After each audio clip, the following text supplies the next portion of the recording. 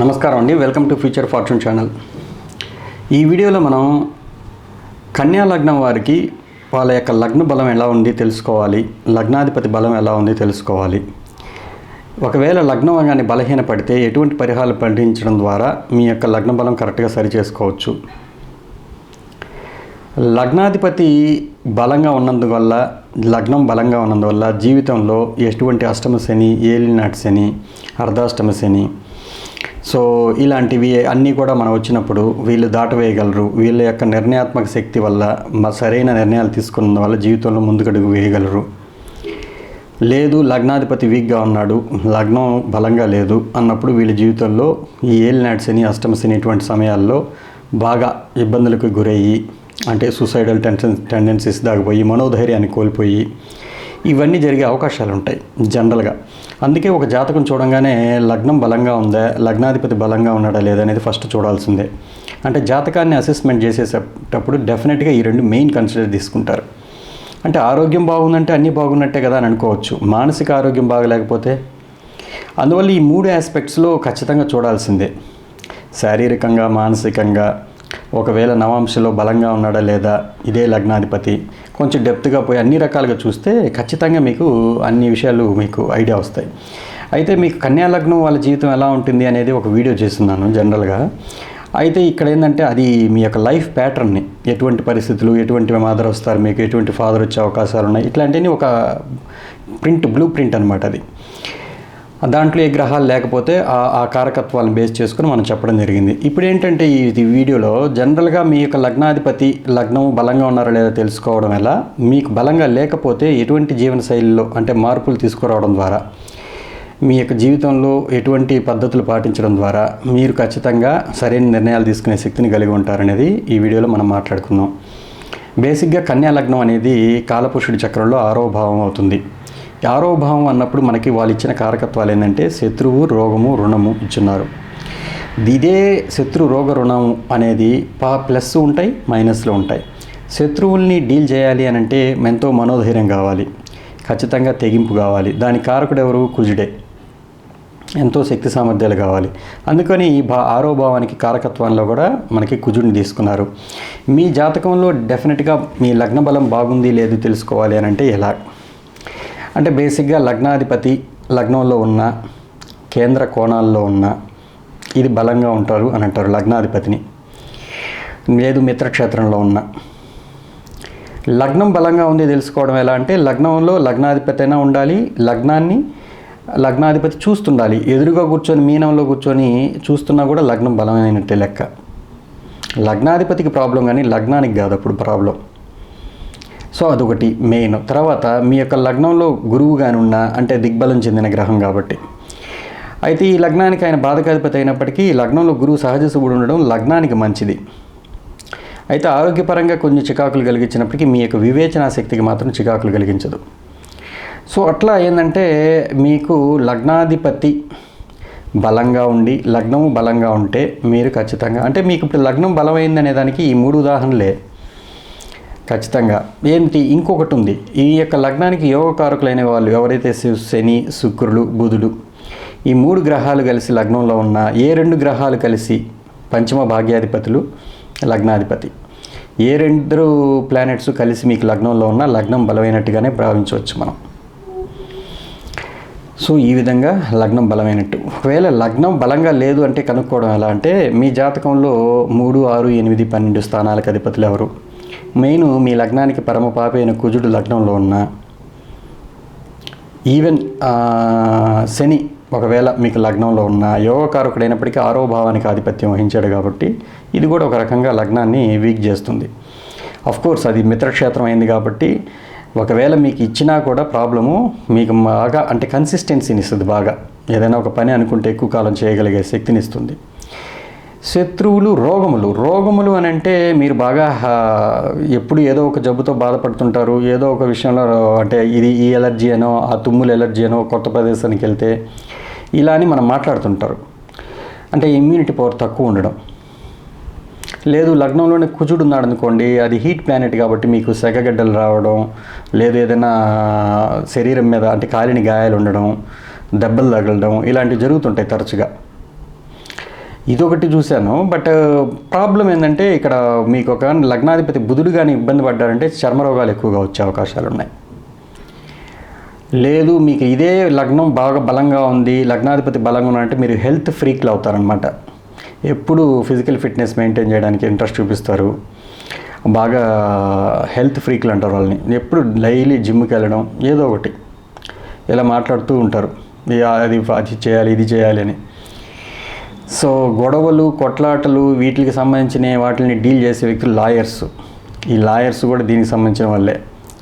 Finance అంటే loop holes కనిపెట్టడం అనేది, ఆ ఫైనాన్స్లో లొసుగులు కనిపెట్టడం అనేది సిఏ ఆడిటింగ్, వీళ్ళు కూడా ఈ యొక్క కన్యా లగ్నంకి సంబంధించిన మంచి ఎనర్జీ ఇది.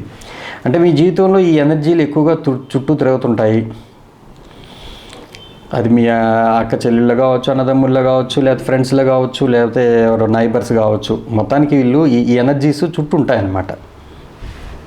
సినీ ఫీల్డ్లో కొంతమందికి ఉన్నాయనుకోండి, మీరు ఈ యొక్క అంశాల్లో ఎక్కువగా రాణించే అవకాశాలు ఉంటాయి.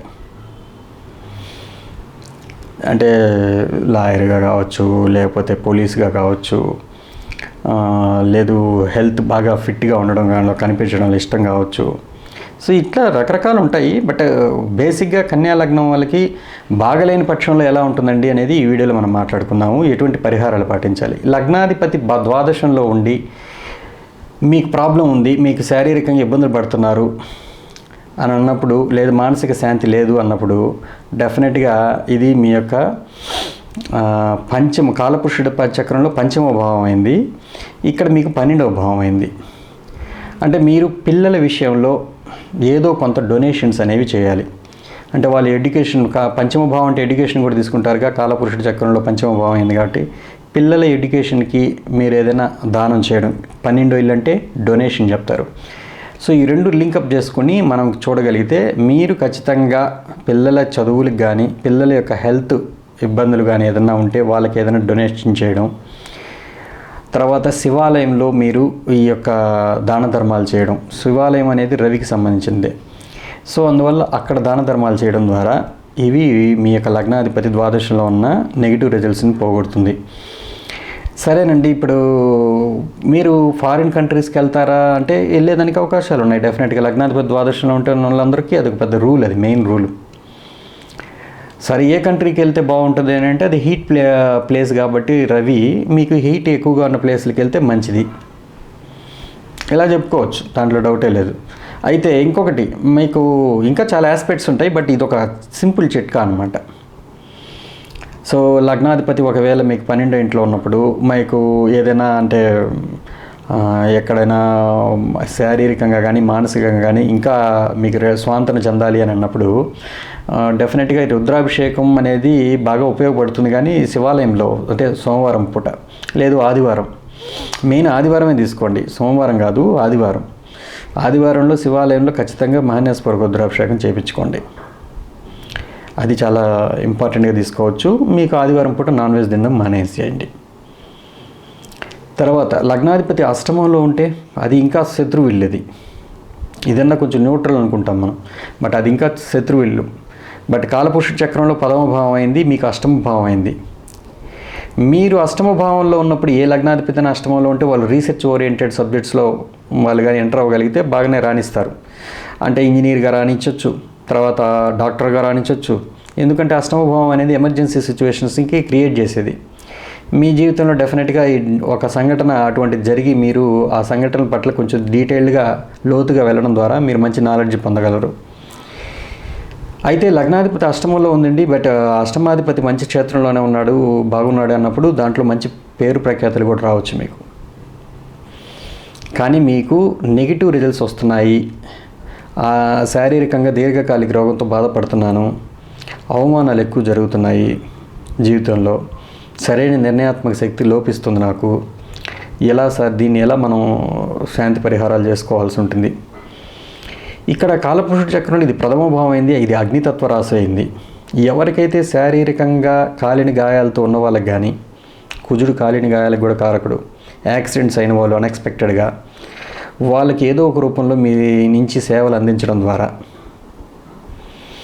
తర్వాత ఎక్కడైతే ఈ హోమగుండాలు అంటే హోమాలు జరిపిస్తుంటారో ఆ హోమానికి కావాల్సిన సమిధులు వాటికి మీరు ఎంతో కొంత డొనేట్ చేయడం ద్వారా,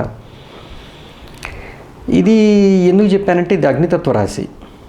అంటే దైవికంగా పోతే హోమం జరిపించడం ద్వారా, లేకపోతే హోమాలు జరిగే చోట మీరు ఎంతో కొంత పాల్గొనడం ద్వారా, పార్టిసిపేట్ చేయడం ద్వారా, ఒకవేళ మానసికంగా పోతే వాళ్ళ స్వాతంత్రం చేకూర్చే వాళ్ళకి, ఎవరికైతే కాలిని గాయాలు ఉన్న వాళ్ళకి, పేదవాళ్ళకి, లేదు యాక్సిడెంట్స్ అయ్యి కాళ్ళు చేతులు ఇబ్బందులు పడిన వాళ్ళకి మీరు ఏదో ఒక రూపంలో హెల్ప్ చేయడం ద్వారా, వాళ్ళ జీవితంలో ఒక మంచి మార్పును తీసుకురావడం ద్వారా మీ యొక్క ఈ నెగిటివ్ రిజల్ట్స్ అనేవి పాజిటివ్గా మారే అవకాశాలు ఉంటాయి. సో ఇట్లా మనం ఈ పాయింట్ ఆఫ్ వ్యూలో మనం ఆలోచించుకోవచ్చు. ఒకవేళ 6వ ఇంట్లో ఉంటే అది శని ఇల్లు, ఆయన మీకు మిత్రుడే అయ్యాడు కాబట్టి మీకు బుధుడు ఇలా కాలపురుష చక్రంలో 6వ భావంలో ఉచ్చ స్థితి పొందుతాడు కాబట్టి ఇది ఒక మంచి ప్లేస్మెంట్గానే తీసుకోవచ్చు. అయినప్పటికీ ఒకవేళ మీ యొక్క బుధుడు అక్కడ ఉన్న నక్షత్రాల్లో కుజుడు నక్షత్రంలో ధనిష్ట నక్షత్రంలో ఉన్నాడు అనుకోండి, అప్పుడు మీకు ఈ బుధుడు ఇబ్బంది పెట్టే అవకాశాలు ఉంటాయి. ఆరోగ్యరీత్యా ఏదో ఒక ప్రాబ్లం ఇచ్చే అవకాశాలు ఉంటాయి. అందువల్ల మీరు కూడా సర్వీస్ ఓరియంటెడ్ అనమాట. మీ ఫ్రెండ్స్ కాలపురుషుడి చక్రంలో ఇది 11వ భావం అయింది.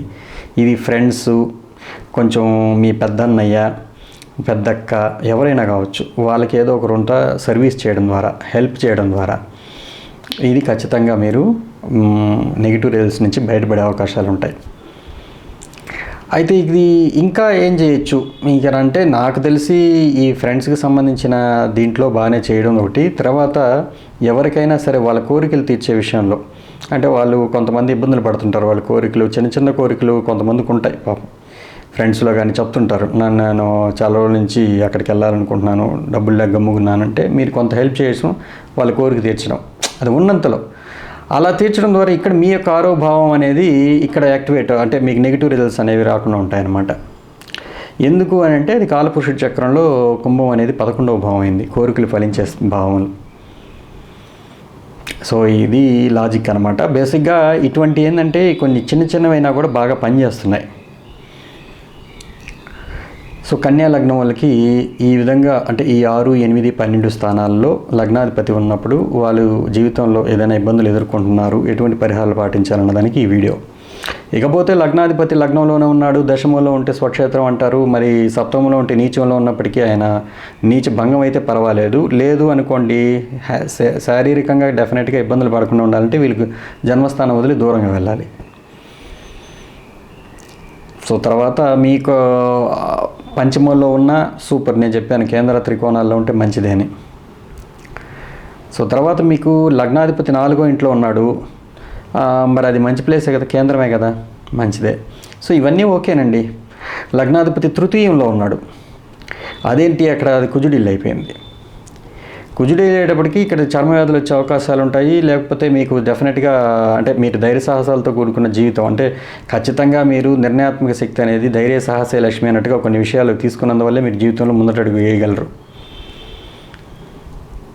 అటువంటి పరిస్థితులు కూడా వస్తాయి మీకు జీవితంలో. మీ యొక్క బ్రదర్ అండ్ సిస్టర్స్ విషయంలో మీరు కొంత బాధ్యతాయుతంగా ఉండాల్సిన అవకాశం ఉంది. అంటే వాళ్ళకి ఏదో ఒక రూపంలో వాళ్ళ జీవితంలో మంచి మార్పులు తీసుకురావడం ద్వారా మీ యొక్క లగ్నాధిపతి బలం పెరుగుతున్నట్టే లెక్క. కానీ స్వయం కృషితో జీవితంలో మీరు సాధించే అవకాశాలు ఉంటాయి ఎక్కువగా. సో ఇదండి కన్యా లగ్నం వాళ్ళకి. సో మీ కన్యా లగ్నం బలం పెంచుకునేదానికి ఏమేమి పాటించాలి? జనరల్గా ఫిజికల్ ఫిట్నెస్ మెయింటైన్ చేయాలి. ఇది కాలపురుషుడి చక్రంలో 6వ భావం అయింది. ఒక క్రమశిక్షణతో కూడిన జీవితాన్ని గడపవలసి ఉంటుంది డెఫినెట్గా. అంటే ఉదయం లేస్తే కరెక్ట్గా మనం ఈ టైంకి అయిపోవడం, దినచర్యలో భాగంగా ఈరోజు మనం వాకింగ్కి వెళ్ళడం, టైంకి టిఫిన్ తినడం, టైంకి అన్నం తినడం, ఇలాగనమాట ఒక పద్ధతి. అప్పుడే మీ యొక్క లగ్నానికి కరెక్ట్గా ఉన్నట్టుగా మీరు భావిస్తారు, మీ సోల్ కొంచెం హ్యాపీగా ఉంటుంది. సో ఈ పాయింట్స్ మీరు మైండ్లో పెట్టుకోండి. సో నెక్స్ట్ మనం తులా లగ్నం గురించి మాట్లాడుకుందాం. ఓకేనండి, నమస్కారం, మీ రాజేష్.